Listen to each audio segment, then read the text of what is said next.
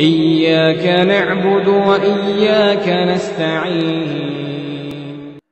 نبی کریم صلی اللہ علیہ وسلم فرمائی، اللہ رب العالمین فرمائی، حدیث قدسی دے، من عادا لی ولیا فقد آذنته بالحرب.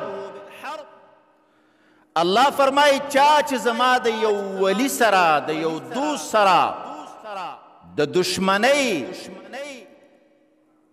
اظہار وکو نو زما د دی انسان سره د جنگ اعلان دے. سمره سخت د یری خبره ده، من عادا لی ولیا فقد آذنته بالحرب. د اللہ اولیاء نیکان بندگان، اللہ ولی الذین آمنوا، د اللہ مومنان بندگان دا د اللہ اولیاء دی. ہر مومن دا اللہ ولی دے.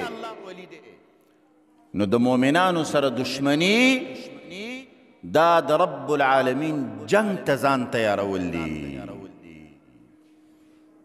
ځکه د مومن د الله په نسبت باندې یو قدر دی، یو شان دی.